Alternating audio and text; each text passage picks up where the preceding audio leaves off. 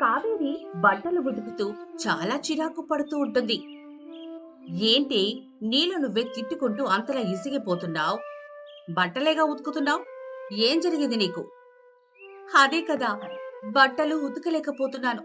ఒక washing machine కొనమంటే మీ అబ్బాయి ఎక్కడ లేని కథలని నాకు వినిపిస్తూ ఉంటాడు. ఈ నెలలో ఈ పనుంది, ఈ నెలలో ఇవి కట్టాలి, పిల్లల చదువులు ఫీజులు అన్ని లెక్కలు చెప్తారు. కానీ నేనొక్క వాషింగ్ మిషన్ అడిగితే చాలు, మీ అబ్బాయి పట్టించుకోడు.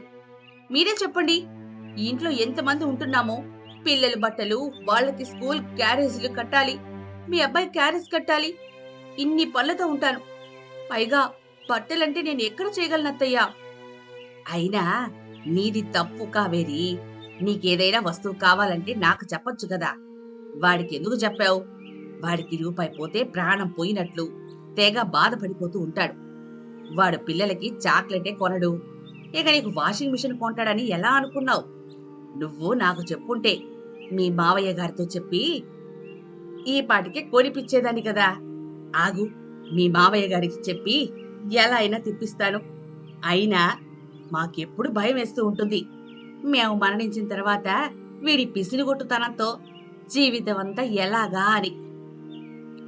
అవునత్తయ్యా, తెచ్చిన సరుకులు కూడా లెక్కేస్తూ ఉంటారు. ఎలా చెప్పండి మీరైనా? సగం సరుకులు మీరు మరియు మావయ్య గారు తెస్తున్నారు కాబట్టి అలా అలా సరిపోతోంది. లేకపోతే ఎంత ఇబ్బంది పడేదాన్ని. సరేలే, పిల్లలు వచ్చే టైం అవుతోంది. నువ్వు బట్టలు వేగంగా ఉతికేసి వాళ్ళకేదైనా చేసి పెట్టమ్మా. వీడు కనీసం పిల్లలకి స్కూల్ నుంచి వచ్చేటప్పుడు కొనేసి ఏవి ఇవ్వడు. నువ్వైనా చేసి పెట్టాలి కదా. సరే అత్తయ్య, చేస్తాను, నేనే చేసి పెడతాను అని కావేరి పిల్లల కోసం ఒక మంచి టిఫిన్ రెడీ చేసి పెడుతుంది. పిల్లలు చక్కగా తిని ఆడుకుంటూ ఉంటారు. కొంత సమయం తర్వాత కావేరి పెద్దబ్బాయి రాము వచ్చి, అమ్మా, ఈరోజు నా ఫ్రెండ్ పాస్తా తీసుకుని వచ్చాడమ్మా. చాలా బాగుంది, చాలా రుచిగా ఉంది. అది తినడానికైతే ఎంత బాగుందో అమ్మా. ఈసారి నాకు కూడా చేసి పెట్టమ్మా, తినాలనుంది. నాకు అలాంటి వంటలు చేయడం రాదురా. ఏదో మన ఆంధ్ర వంటలు చేస్తూ ఉంటాను. అయినా నీకు ఈ మధ్యన రుచులు తినడం బాగా అలవాటైపోయిందిలేరా. అలా ఏం లేదమ్మా, అది తిన్నాను, బాగుంది అని నీకు చేయమని చెప్పానమ్మా. ఒక పని చెయ్యి, నీకు రాకపోతే మన ఇంట్లో ఫోన్ ఉంది కదా, ఆ యూట్యూబ్లో కొట్టు అది ఎలా చేయాలో అని. దాన్ని చూస్తే మొత్తం వచ్చేస్తుంది కదా, అప్పుడు చేసేయ్. ఇంట్లో ఉన్న అందరికీ పెట్టు, చాలా సంతోషంగా తింటారు. ఇంతలో అక్కడికి కావేరి వాళ్ళ అత్తగారు అన్నపూర్ణాదేవి వస్తారు. ఏంటే కావేరి, తల్లి కొడుకులు తెగ మాట్లాడేసుకుంటున్నారు. ఏం జరిగింది? స్కూల్లో ఎవరైనా ఏమైనా అన్నారా ఏంటి? లేదత్తయ్యా, వాడికి కొత్త కొత్త రుచులు కావాలంట. ఇంట్లో నేను చేసి పెడుతున్నవి తనకి ఏమీ నచ్చడం లేదు. రోజు ఏవో ఒక వంకలు పెడుతూనే ఉంటాడు. ఈరోజు స్కూల్లో ఏదో పాస్తా అని చెప్పి తిన్నాడంట. ఇప్పుడు అది ఇంట్లో చేయమని నాకు చెప్తున్నాడు. దాందే ఉందమ్మా, పిల్లాడు ఏవైనా కొత్త కొత్త వస్తువులు కొనమని అడిగాడా ఏంటి? ఏదో తనకు కావాల్సింది, నచ్చిన తిండే కదా అడిగాడు. చేసి పెట్టు. నువ్వు చెయ్యనంటే చెప్పు, మీ మావయ్య గారితో చెప్పి నేను బయట నుంచి తెప్పించి పెడతాను. ఆపండి, మనవలంటే చాలు మీకు బాగా ముద్దని తెలిసి నాకు. కానీ అది ఆ పాస్తా చేయడమే రాదని చెప్తున్నాను. వీడియోనేమో యూట్యూబ్ లో చూసి నన్ను ఆ వంట చేయమని చెప్తున్నాడు. వీడంత పెద్దవాడైపోయాడా? ఎలా చేయాలో ఏం చేయాలో అని నాకే చెప్తున్నాడు. పోనీలేవే, నువ్వు యూట్యూబ్ లో చూసి చేసి పెట్టు, పిల్లోడికి తింటానంటున్నాడు కదా. సరే అని ఒక 2 రోజుల తర్వాత సామాన్లన్నీ తెప్పించి చేస్తానని అప్పటి వరకు నా కళ్ళలు పెట్టకండి చెప్తుంది. థ్యాంక్స్ అమ్మా. కావేరి పాస్తాకు కావాల్సిన అన్ని సామాన్లు తెప్పించి యూట్యూబ్ లో చూసి నేర్చుకొని చక్కగా పాస్తా చేసి పెడుతుంది. అమ్మా, ఏంటమ్మా ఇలా ఉంది? చాలా గట్టిగా ఉంది, తినలేకపోతున్నాం. అలాగే టేస్ట్ కూడా బాలేదమ్మా. నేను ముందుగానే చెప్పాను, నాకు ఇలాంటి వంటలు రావు అని. నువ్వే చేసి పెట్టని నా ప్రాణం తీసావు. ఏదైనా చక్కగా ఎండాకాలంలో ఆవకాయతో మజ్జిగన్నం తినడం నయం. నువ్వు కదా మాట విననే వినవు. ఎప్పుడు ఏదైనా కొత్త వంటకం చేసి పెట్టు అని అడుగుతూ ఉంటావు. ఇప్పుడు చూసావా ఏం జరిగిందో? ఇలానే ఉంటాయి కొత్తగా నేర్చుకున్న వంటలన్నీ. ఎందుకే పిల్లవాడికి దెబ్బలాడుతున్నావు? నువ్వు కొంచెం మనసు పెట్టి చేయాల్సింది కదా. నువ్వు వంటలు బాగానే చేస్తావు. ఇన్ని రోజులుగా నీ వంటనేగా తింటున్నావు. కొంచెం మనసు పెట్టి చెయ్యమ్మా. ఇంతలోనే అక్కడికి కావేరి భర్త వస్తాడు. ఏంటి ఈరోజు కొత్తగా ఏదో వంట చేసినట్టున్నావు? అన్నీ నీ కొడుకులకే పెడతావా? నాకు పెట్టవా? ఆ తిను, మొత్తం నువ్వే తిను. నువ్వు తింటానంటే నేనొద్దంటానా? చెప్పు. కావేరి భర్త కొంచెం తినగానే, ఏంటి ఇలా ఉంది? నోట్లో పెడితే వాంతి వచ్చేటట్టుగా ఉంది. చిచి, ఇంత దారుణంగా వంట చేసావేంటి? దీనికోసం ఎన్ని సామాన్లు తెప్పించావు? ఎంత ఖర్చయింది? నీకు కొంచెం కూడా బుద్ధి జ్ఞానం లేదు. ఇలానే వండుకుంటావా? ఎన్నిసార్లు వేస్ట్ అయిపోయాయి? ఎంత డబ్బులు ఖర్చు అయిపోయాయి? నువ్వు కష్టపడితే కదా తెలుస్తుంది ఆ డబ్బుల విలువ. మాట్లాడితే నా మీదుగా కసురుకుంటారేంటండి? ఇంట్లో నేను కష్టపడకుండా మీకు జరిగిపోతుందా? నేనెంత కష్టపడుతున్నాను. ఇంట్లో అందరికీ చూస్తున్నాను. ఎవరికి ఏ టైంలో ఏం కావాలో అన్ని ఏర్పాట్లు చేస్తున్నాను. మాకు అన్ని రోజులు పనులుంటాయి. రాత్రి పడుకున్నంత వరకు పని చేస్తూనే ఉంటాం. తిరిగి నన్నంటావేంటి? నేను ముందుగానే చెప్పాను, నాకు ఈ వంట రాదు అని. నీ కొడుకే చెయ్యి చెయ్యి చెయ్యి అంటేనే చేసి పెట్టాను. మాట్లాడడం సులభమే కాని పని చేస్తేనే దాని కష్టమేంటో తెలుస్తుంది. ఆ చేస్తావులే, ఏముంది? మా నలుగురికి కొంచెం అన్నం పెడతావు, మా బట్టలు ఉతుకుతావు, ఆ తిన్న కంచాలు కడుగుతావు, అంతే కదా. ఏదో ప్రపంచంలో ఉండే అన్ని పనులు నువ్వు ఒక్కదానివే చేస్తున్నట్టు తెగ బాధపడిపోతూ ఉంటావు. ఈసారి వంట చేసేటప్పుడు 1కి 10 సార్లు చూసి నేర్చుకొని ఆ తర్వాతే వండడం మొదలుపెట్టు. ఒరే ఆపరా, నీ పిసినారితనంతోనే కోడలికి ఎప్పుడు మాటలు అంటూనే ఉంటావు. నీకేం పని లేదా? తను పొద్దున్నుంచి రాత్రి వరకు ఎంత కష్టపడుతుందో నాకు తెలీదా? ఎప్పుడు దాన్ని ఏదో ఒకటి అనకుండా నువ్వు ఉండనే ఉండలేవే. తను కాబట్టి నీతో ఉంటుంది. ఇంకొక పిల్లయితే నిన్ను వదిలేసి ఎప్పుడూ వెళ్ళిపోదును. ఎల్లు, ఇప్పుడేగా ఆఫీస్ నుంచి వచ్చావు. లోపలికెళ్ళి చిన్నవాడు స్కూల్లో హోంవర్క్ చేయలేదట. ఎందుకు చేయలేదో అడుగు. ఒక్కరోజు నీ పిల్లం అన్ని బాధ్యతలు వదిలితే ఎలా ఉంటుందో నీకు తెలుస్తుంది. తల్లి మందలించడంతో గదిలోకి వెళ్ళిపోతాడు. అయినా నువ్వు యూట్యూబ్లో ఎలా చూసావో అలాగే చెయ్యాలా? నీకు తెలుసు కదా మన ఇంట్లో ఎలా తింటారని. నువ్వు కొంచెం మార్చి చేయవలసింది. అయినా అది ఎంత టైం ఉడకబెట్టాలో, దాన్ని ఎలా కడగాలో, ఒకటికి ఒకదాన్ని అంటుకోకుండా ఏం చెయ్యాలో కొంచెం చూడాల్సింది కదమ్మా. అన్నీ యూట్యూబ్లో చెప్పరు కదా. నువ్వు కొంచెం ఆలోచించి చేయాల్సింది కదా. సరే అత్తయ్య, మీరు చెప్పినట్టే కొంచెం వేరుగా మన ఇంట్లో వాళ్ళకి నచ్చినట్టుగా చేసి పెడతాను. అప్పుడు చిన్నవాడు కూడా తింటాడేమో. అయినా ఒక 2 రోజుల తర్వాత చేస్తాను అత్తయ్య. ఇప్పుడేగా ఇది చాలా జరిగింది. ఇదంతా బయటపడేసి ఉన్న సామాన్లు ఫ్రిడ్జ్లో పెట్టేసి ఉంచుతాను అని చెప్పేసి కావేరి అక్కడి నుంచి వెళ్ళిపోతుంది. మరుసటి రోజు పొద్దున్నే లేచి తన భర్తకి కాఫీ ఇవ్వడానికి వెళ్తుంది. ఏవండి, లేవండి, ఆఫీస్కి టైం అయింది. అయినా ఎప్పుడు కూడా ఇంత టైం వరకు మీరు పడుకోరు కదా. ఈ రోజేంటండి ఇంతలా పడుకోనున్నారు? నువ్వు నిన్న ఒక కొత్త వంటకం చేసి పెట్టావు కదా, దానివల్ల కడుపులో నొప్పి మొదలైంది. రాత్రంతా ఎన్నిసార్లు లేచానో నాకే తెలీదు. తెల్లవారుజామున నిద్ర పట్టేసింది. అయినా బాలేదని తెలిసినప్పుడు ఎవరైనా ఒక 2 స్పూన్లు తిని ఆపేస్తారు. ప్లేట్లో వేసిందంతా వేస్ట్ అయిపోతుందని తిన్నారు. ఇప్పుడు నన్నంటారేంటి? మీకు నన్ను ఏదో ఒకటి అనకుండా తెల్లవరదని నాకు తెలుసులేండి. మనకి ఎప్పుడు ఉండేవే కాని వెళ్ళి ఫ్రెష్ అవ్వండి. రెడీ అయ్యి ఆఫీస్కి వెళ్ళాలి. అలా చెప్పి కావేరి వంటగదిలోకి వెళ్లి తన పని తను చేసుకుంటూ ఉంటుంది. అలా అందరూ ఎవరి పనుల్లోకి వాళ్ళు వెళ్ళిపోయాక ఇంట్లో కూర్చొని ఆలోచిస్తూ ఉంటుంది. వీళ్ళకి ఎలాంటి పాస్తా చేస్తే నచ్చుతుందా అని. కొద్దిసేపటి తర్వాత ఎవరు అన్న మాట ఆవకాయ బిర్యానీ అని గుర్తొస్తుంది. అందరూ ఆవకాయతో బిర్యానీ చేస్తారు కదా. ఇప్పుడు మనం ఆవకాయతో పాస్తా చేస్తే ఎలా ఉంటుంది? ఇంట్లో అందరికీ ఆవకాయ అంటే చాలా ఇష్టం అని అనుకుని చక్కగా పాస్తాను ఉడకపెట్టి అందులో ఆవకాయ వేసి పిల్లలకు అలాగే భర్త వచ్చే టైంకి చేసి పెడుతుంది. అమ్మా, ఇంత కొత్తగా ఇంత వెరైటీగా చాలా బాగా చేసావమ్మా. నేను స్కూల్లో తిన్న పాస్తా కన్నా చాలా రుచిగా ఉందమ్మా ఇది. అసలు నీకు ఈ ఐడియా ఎలా వచ్చిందమ్మా? ఈ బుద్ధి ఎక్కడికి వెళ్ళింది? ముందు ఇలాగే చేసి పెట్టాల్సింది కదా. నాకు రాత్రంతా ఈ కడుపు నొప్పి బాధ లేకుండా ఉందరు. ఇంట్లో ఉన్న వాళ్ళందరూ తిందురు, డబ్బులు కూడా వేస్ట్ అవ్వకపోదును.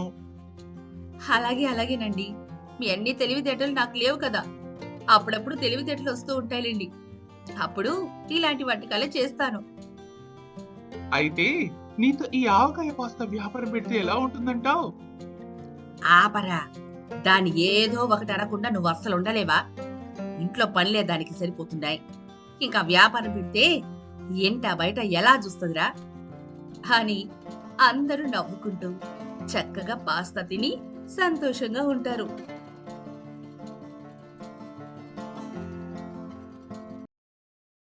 యమున తన ఇంటి పెరట్లో చాలా మొక్కల్ని వేసింది. ఆ మొక్కలు చూడ్డానికి చాలా అందంగా ఉండేవి. కొద్ది రోజులు పోయాక ఎండాకాలం రావడంతో మొక్కలు నీళ్లు లేక కొంచెం కొంచెంగా ఎండిపోవడం మొదలయ్యాయి. అవి చూస్తూ యమున, అయ్యో, ఏంటి మొక్కలు ఇంతలా ఎండిపోయాయి? వీటికి ఎలా అయినా ఎక్కువగా నీళ్లు పోసి బాగా పువ్వులొచ్చేటట్టుగా చూడాలి.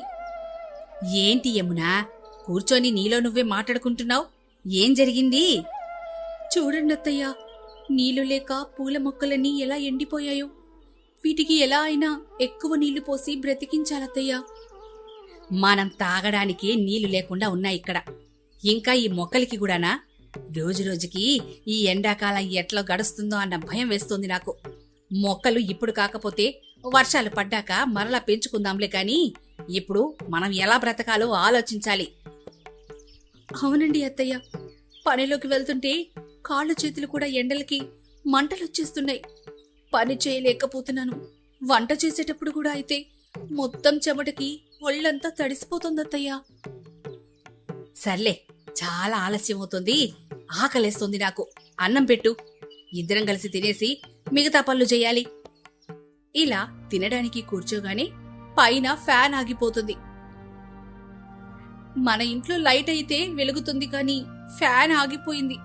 అయ్యో భగవంతుడా, కరెంట్ ఉంది గాని ఈ ఫ్యాన్ రిపేర్ అయిపోయినట్టుంది. అవునవును, మనం పొద్దునేస్తాం ఫ్యాను, ఇల్లు దుడిచేటప్పుడు తప్ప ఇంకెప్పుడు ఆపడమే లేదు. దానికి కూడా రెస్ట్ ఉండాలి కదా. దానికి ఎక్కడ రెస్ట్ ఇస్తున్నాం చెప్పు? ఆఖరికి పాడైనంత వరకు మనం దాన్ని బాగా వాడాం గాని ఈ ఎండాకాలంలో ఒక్క నిమిషం ఫ్యాన్ లేకపోయినా అబ్బా అస్సలుండలేం. ఇది రిపేర్ అయినంత వరకు భగవంతుడా ఎలా ఉంటాం? ఎండాకాలంలోనే రకరకాల ఇబ్బందులు వస్తాయి అత్తయ్యా. అవును యమునా.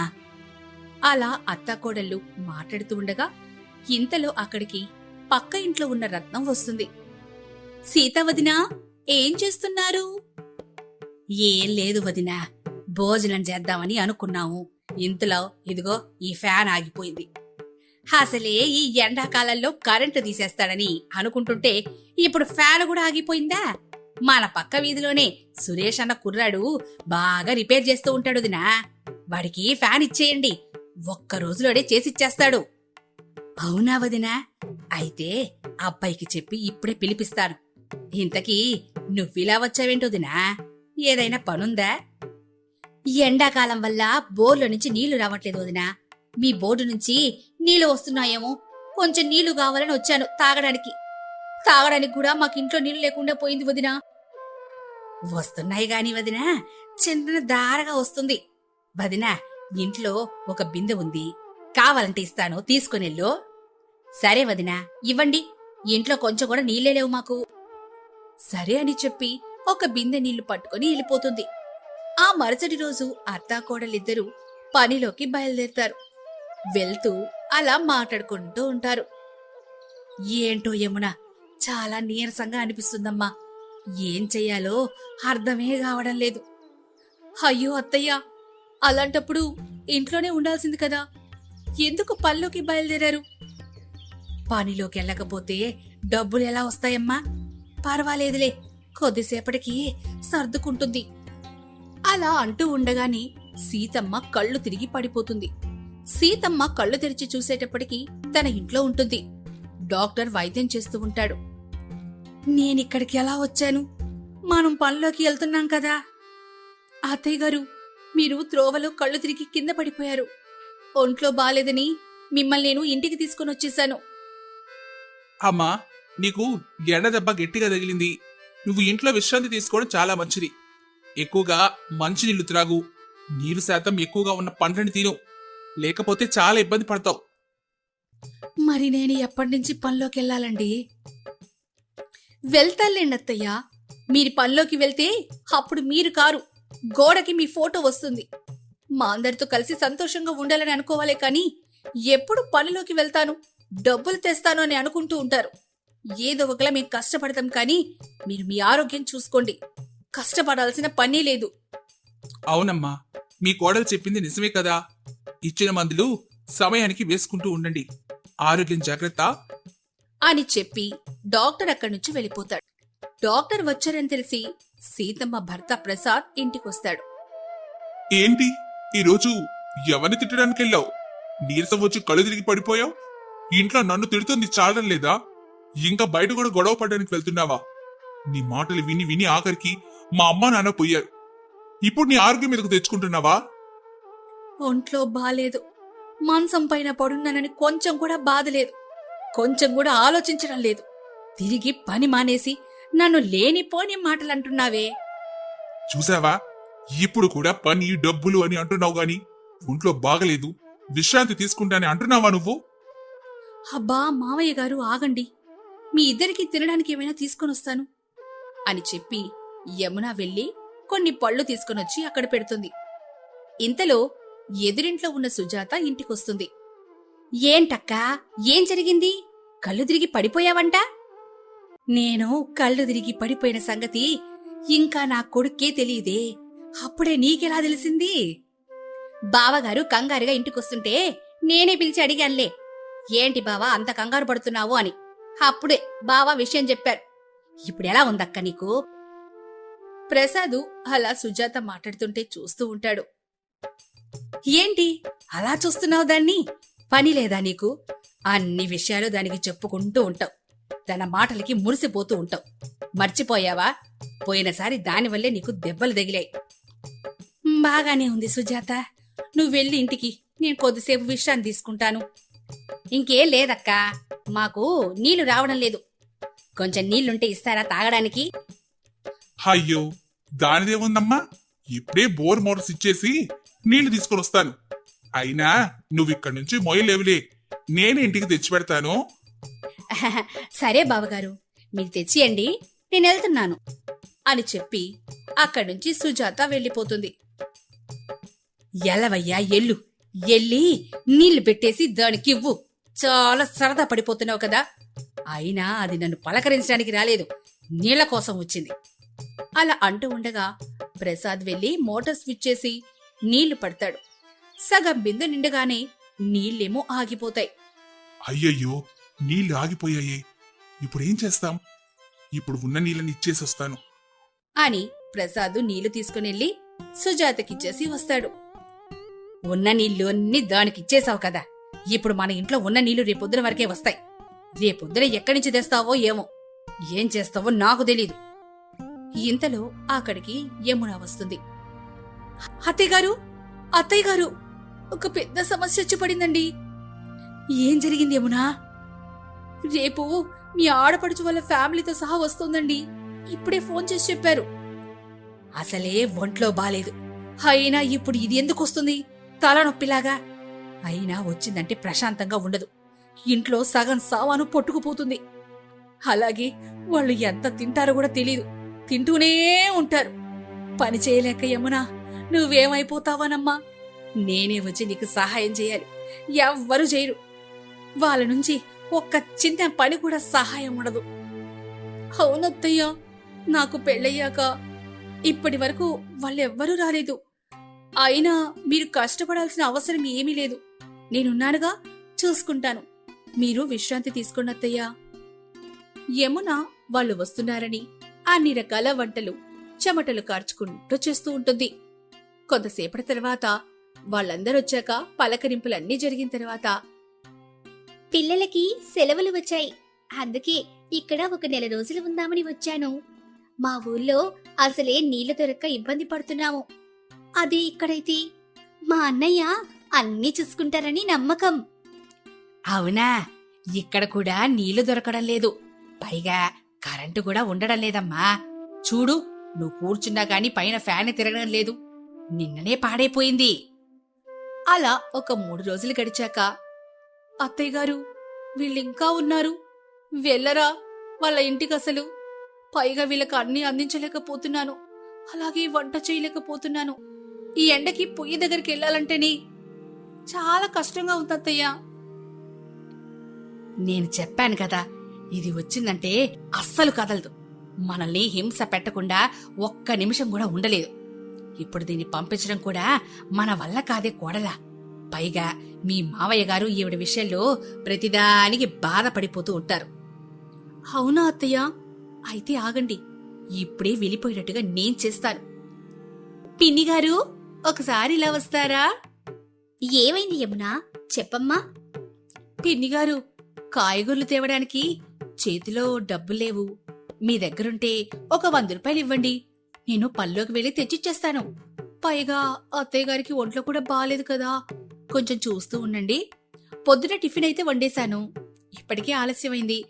మధ్యాహ్నం భోజనం మీరు చేసేయండి పిన్నిగారు. పనిలోకి వెళ్ళకపోతే డబ్బులుండవు కదా, అసలే అత్తయ్య గారి కోసం చాలా ఖర్చవుతోంది అని చెప్పి రోజు ఏమన్నా పనిలోకి వెళ్ళిపోతూ ఉండేది. అన్ని పళ్ళు వచ్చిన చుట్టాలతోనే చేయించడంతో భయపడి అందరూ పారిపోతారు. ఇక కోడలి తెలివికి అత్తగారు సంతోషిస్తుంది. ఇంతలోనే ఆ ఊరి పెద్ద మనిషి అందరింటి దగ్గరికి ట్యాంకర్లతో నీళ్లు వచ్చే సదుపాయం చేస్తారు. దాని ద్వారా అందరికీ సహాయంగా ఉంటుంది.